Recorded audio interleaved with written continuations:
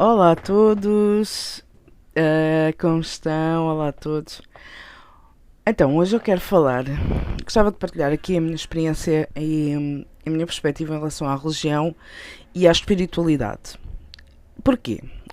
Às vezes acabo por ter debates com as pessoas em relação a isto, mas eu gostava de partilhar aqui a minha experiência e fundamentar porque é que eu acredito numa espiritualidade livre e não propriamente na religião em si. Ao longo dos tempos, a religião sempre trouxe determinados padrões e determinadas ideologias que foram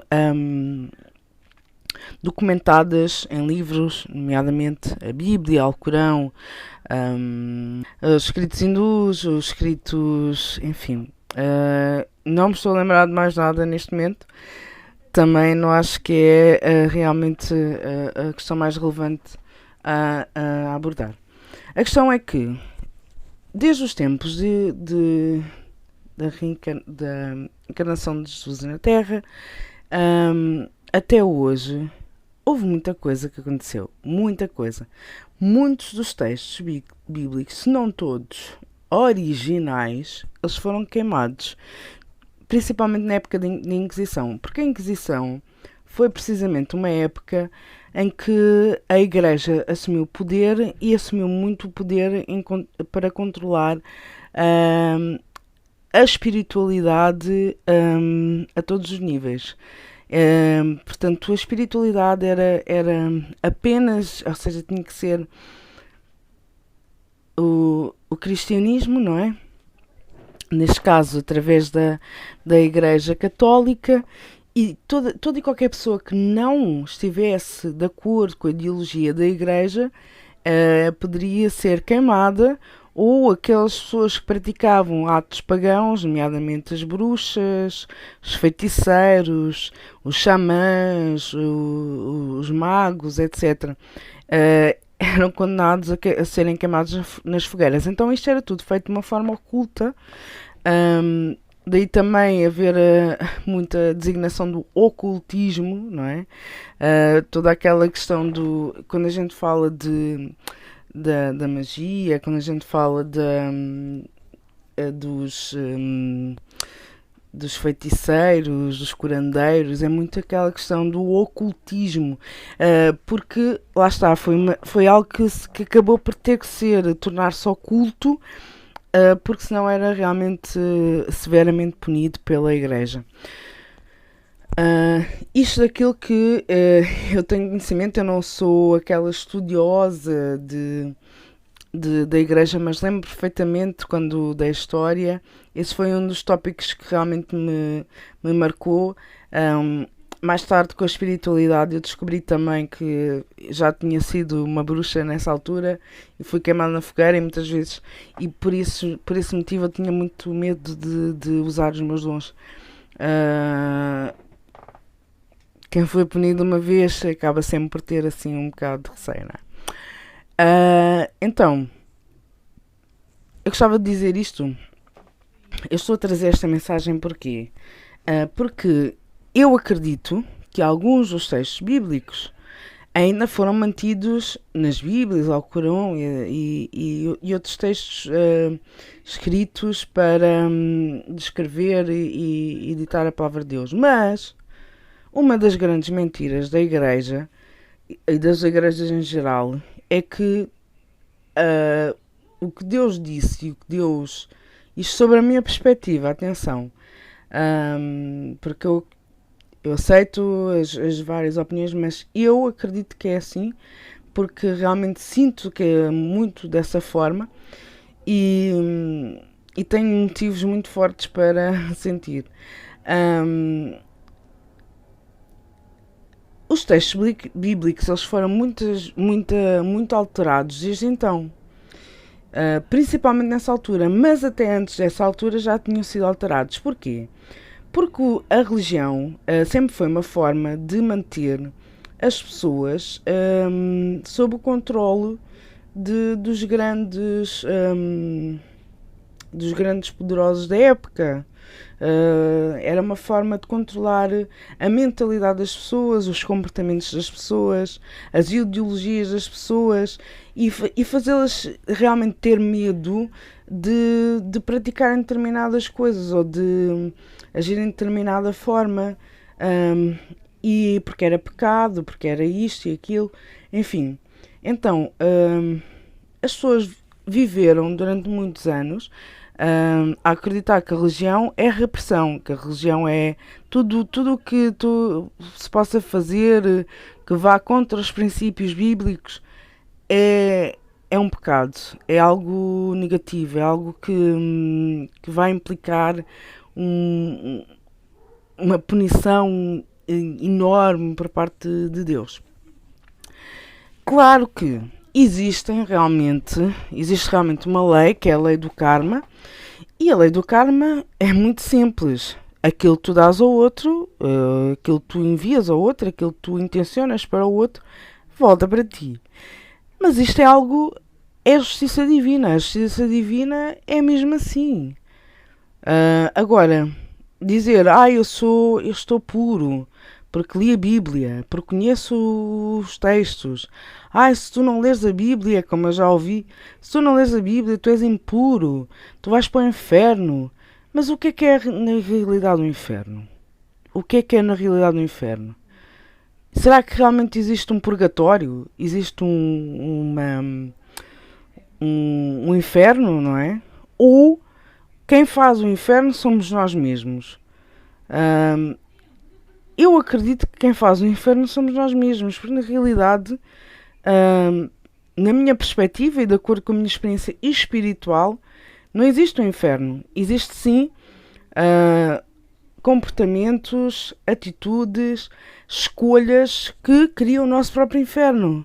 E o nosso próprio inferno muitas vezes é vivenciado em vida. E nós não temos sequer consciência disso. Nós estamos diariamente a criar o nosso inferno ou o nosso paraíso. A escolha é sempre nossa. Agora, justificar o facto de ler a Bíblia, o facto de ir à igreja, de ouvir o pastor a falar, mas não fazer o nosso trabalho interior, não olhar para as nossas atitudes, não olhar para as nossas ações diárias, e no sentido de nos melhorarmos, no sentido de nós estarmos cada vez mais alinhados com a energia do amor no Criador. Qual é o propósito disso? Qual é que é o propósito de nós apontarmos o dedo aos nossos irmãos porque eles erraram, quando nós também cometemos erros? Qual é o propósito de nós acharmos que somos superiores aos nossos irmãos só porque vamos à igreja? Ninguém é superior a ninguém. Nós somos todos iguais. Deus foi muito explícito quando disse isto. Ninguém é mais do que ninguém. Nós somos todos irmãos. Viemos da mesma origem, viemos da mesma fonte. Então porquê é que nós tratamos os nossos irmãos como seres inferiores? Porquê é que nós tratamos os nossos irmãos como seres que não são iguais a nós? Porquê é que nós tratamos os nossos irmãos como pessoas que não... como pessoas que não nos alcançam no nosso nível de espiritualidade porque nós estamos na igreja? Eu quando fui à igreja e comecei a ter noção de que as igrejas criticavam as outras religiões, porque as religiões tinham ideologias diferentes das deles, eu fiquei a pensar, mas isto não é Deus. Deus é amor, Deus ensina-nos a ser unidos. Deus não nos ensina a ser separados. Deus não vai ensinar amor. Deus não nos vai ensinar a viver no medo. Tudo é pecado, tudo é mau, tudo... que não podemos ser felizes. Eu vejo as pessoas tão infelizes nas religiões, tão reprimidas, tão limitadas, não é? Aquilo que elas podem ou não escolher, que chega a ser agonizante. Isto na minha perspectiva, não é?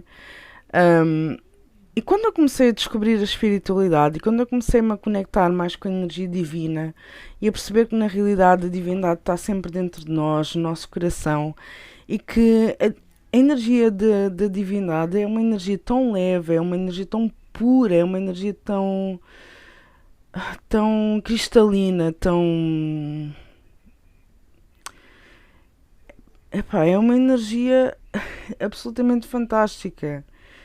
Não é uma energia castradora, não é uma energia punidora. Deus é justo. Deus dá-nos apenas aquilo que nós damos.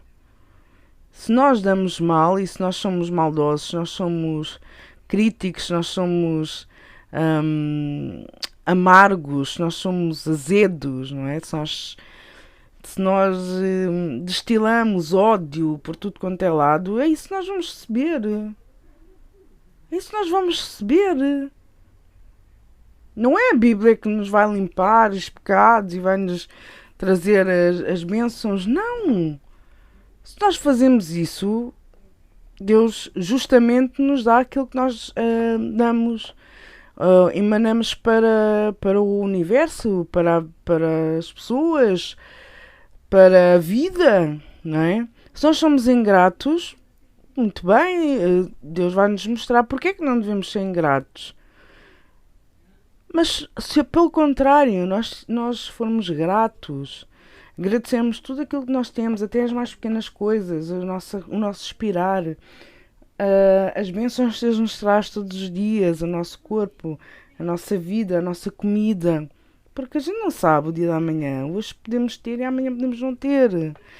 Se nós formos gratos, se nós partilharmos amor, se nós de uma forma genuína ajudarmos o outro dentro daquilo que nós temos para oferecer. Nós não temos que inventar coisas para oferecer ou só para agradar os outros ou só para ser a pessoa boazinha, a pessoa generosa, misericordiosa e caridosa. Não! A gente tem que ser genuínos. Se a gente vai dar, a gente dê de coração. Não à espera que o outro nos dê em troca mais tarde, ou não à espera que o outro fique cativo da nossa ajuda e nos trate como um Deus. Isso não é uma dádiva genuína. Se for para isso, mais vale não dar. Se for para isso, mais vale não dar. Para depois manter a pessoa cativa. Olha, agora tens de fazer isto por mim porque eu dei-te no passado. Agora tens de fazer isto por mim, agora tens de ficar na minha mercê, tens de fazer exatamente aquilo que eu quero e aquilo que eu te digo, porque eu fiz não sei o que é por ti no passado. Olha, agora tu não te podes ir embora, não podes seguir a tua vida, não podes alcançar outro patamar de vida, ou não podes viajar, ou não podes ter um outro relacionamento, porque eu dediquei a minha vida a ti. Pá, isso é uma atitude egoísta. Isso é uma atitude egoísta. Ninguém é obrigado a satisfazer ninguém. Quando nós damos, nós temos que dar com o nosso coração, sabendo que se nós demos, seja o que for, se nós demos, Deus não, nada passa em branco a Deus. E se nós fizermos isso de coração puro, acreditem que um dia Deus irá fazer com que nós sejamos retribuídos por isso. O universo, o que vocês queiram chamar, mas isso é algo natural. Agora, cobrar do outro aquilo que ele não pode dar, ou aquilo que ele não consegue dar, isso não é algo que é uma atitude tão egoísta, tão egocêntrica, que acaba por deixar a outra pessoa com um sentimento de culpa, quando na realidade a pessoa não tem culpa por ter escolhido aquilo que escolheu, não é? A pessoa é responsável pelas suas escolhas, é verdade, mas não tem que se sentir culpada, não é? Por fazer escolhas diferentes. Ela não tem que se sentir culpada por seguir um caminho diferente. E muitas vezes nós temos que tomar consciência que se a pessoa quer seguir outro caminho, se nós já não podemos fazer parte da vida dessa pessoa, nós podemos fazer uma autorreflexão. Espera, eu fiz tudo aquilo que eu podia dentro daquilo que eu tinha ao meu alcance. Eu estou em paz com aquilo que eu fiz. Eu estou em paz com aquilo que eu fiz. Então tudo bem. Não é? Agora, fazer com que a pessoa se sinta mal por fazer uma escolha de sair ou mesmo simplesmente não retribuir da mesma forma, porque às vezes as pessoas dão, mas com a sensação eu vou ter que retribuir da mesma forma, a pessoa fez, eu fiz e agora a pessoa tem que retribuir da mesma forma. É como se fosse é um peso, é uma carga tão grande a nível energético que não há como fazer isso. Quando nós fazemos alguma coisa por alguém, nós temos que fazer conscientes que isso é uma escolha nossa, não é uma escolha do outro. Certo? O outro escolheu aceitar, sim, mas isso não o torna escravo ou não o torna... entendem o que é que eu quero dizer? Eu espero que eu esteja a ser suficientemente clara, porque eu vejo tantas pessoas que fizeram alguma coisa por alguém e às tantas, e inclusivamente eu já cheguei a ficar nesse estágio de fiz tanto pela pessoa e a pessoa não mereceu e não sei quê e é tão injusto e agora eu é que estou aqui, não, a pessoa abandonou-me, virou-me as costas, etc, etc. E hoje em dia eu paro e penso assim, mas espera aí, eu tenho que estar em paz com aquilo que eu fiz. Quando nós estamos assim, nós estamos de uma forma inconsciente a pensar, eu gostava que a pessoa tivesse feito exatamente o mesmo que eu fiz por ela, não é? Mas a pessoa não tem essa obrigação. A pessoa não tem esse dever. Porque nós fizemos aquilo que fizemos porque assim o escolhemos. Então nós temos de ser responsáveis pelas nossas próprias escolhas. Se nós escolhemos dar, seja o que for, seja algo material, seja emoções, seja, sei lá, experiências, seja a nossa dedicação, o nosso tempo, o nosso amor, a nossa lealdade, e a pessoa não valorizou isso, o que é que nós vamos fazer em relação a isso? Primeiro, vamos perceber, porque é que a pessoa não valorizou? Será que o nosso relacionamento estava em desequilíbrio? Será que eu dei demais quando poderia realmente tentar equilibrar as coisas? Às vezes nós estamos num papel em que nós, para termos o domínio, o controle sobre a situação, nós queremos dar tudo. Porque se estivermos sobre o domínio de dar, estamos a controlar a situação. E quando chega a hora de nós recebermos, nós distraímos. Mas eu não quero isso, não é? E nem permitimos que a pessoa nos dê. Então, se nós estamos a bloquear o nosso próprio receber, como é que a pessoa nos vai dar alguma coisa? Não pode, não tem essa possibilidade. Então, uma das coisas que nós temos que fazer é, até que ponto é que eu não estou a bloquear a minha capacidade de receber algo bom dos outros? Até que ponto é que eu não estou a tentar controlar todos os eventos que acontecem à minha volta, dando e não deixando rigorosamente nada entrar de novo na minha vida? Porque em dada altura da minha vida, aquilo que eu recebi foi mau. Aquilo que eu recebi causou-me dor, causou-me mágoa, causou-me sofrimento, causou-me tristeza. Então, se nós começarmos a fazer essa análise e a perceber, mas será que realmente o problema é do outro? Será que realmente eu não estou a criar esta situação? Será que eu não tenho também responsabilidade sobre tudo aquilo que aconteceu?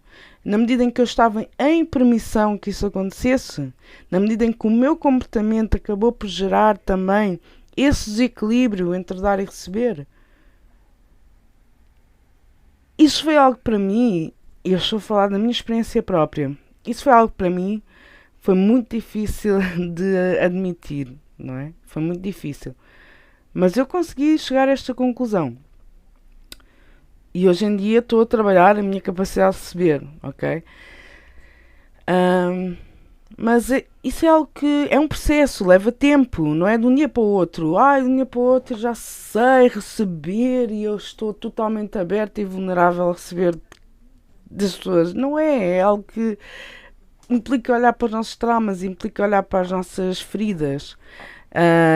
Eu estou agora a dispersar-me um bocado da questão da religião. Isto porquê? Porque às vezes na religião, isto tudo tem uma interligação. Às vezes na religião nós somos ensinados a amar o próximo. Temos que amar o próximo. Temos que ser bondosos. Temos que ser generosos, misericordiosos, etc. E nós? E nós? Como é que nós podemos...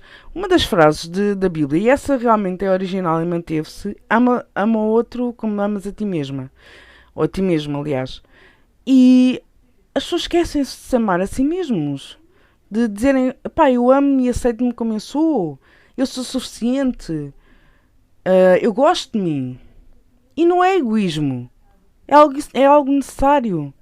Como é que nós podemos amar o outro se não gostamos de nós mesmos? Se não reconhecemos as nossas virtudes, se não reconhecemos os nossos talentos, as nossas capacidades, aquilo que nós somos capazes de fazer, o bom, o lado de luz cá em nós.